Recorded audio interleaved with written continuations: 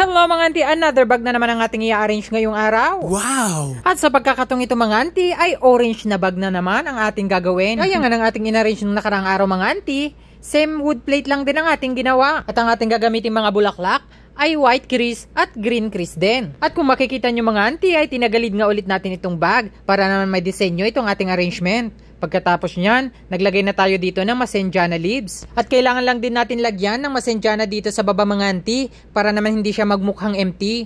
At dahil low budget nga ang ating customer mga auntie, kaya naman, ang pinili ng ating customer ay puro chrysanthemum. At layer by layer nga itong ating arrangement na bulaklak dahil dadalawang kulay nga lang ang ating gagamitin. At kung makikita nyo mga auntie, noon ako nga ilagay itong ating mga white crease. At tinatanong nga ni customer mga auntie kung gaano daw ba katagal ito gawin. Kaya sabi ko, kung meron kayong pupuntahan, pwede kayong pumunta. Para pagbalik nyo, tapos ko na to.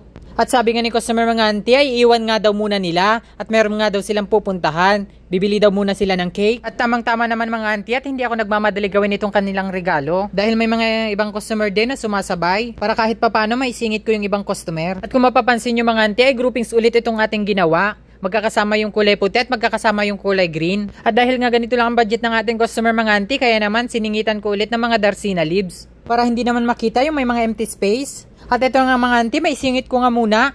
May ikwekwento ako.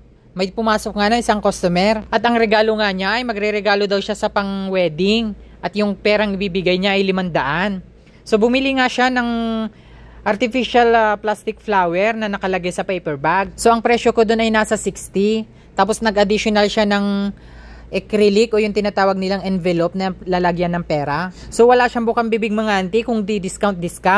So nag-decide ako na tanggalin ng 10. So yung 80 dapat nababayaran niyang mga auntie ay tinanggalan ko ng 10 kaya naging 70. Abay biruin mo mga auntie, hindi pa siya nakontento sa 70 at gusto nga daw niya 60. So sinabihan ko mga auntie na hindi pwede. Kasi binigyan ko na siya ng 10 na discount.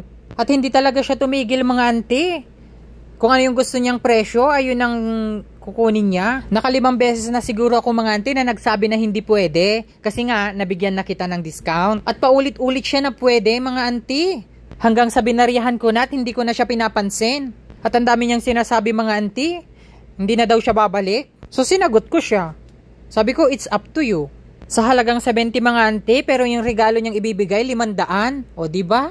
Eh kung kulang siya ng pera, edi pwede naman niyang bawasan yung kung magkano yung ireregalo niya, di ba? Sa sobrang inis ko, sasabihin ko pa sana na hindi naman kita tinawag, ikaw yung pumunta rito eh. Kung ayaw mo yung presyo, pwede kang umalis, di ba? Napahaba na yung kwento ko. At ito na nga mga auntie ang ating final arrangement. At kung nagustuhan mo ang ating video, follow for more. Huwag mo na lang kalimutang i-share para mapasama ka sa ating mga shoutout. Once again, Abel Cariaga.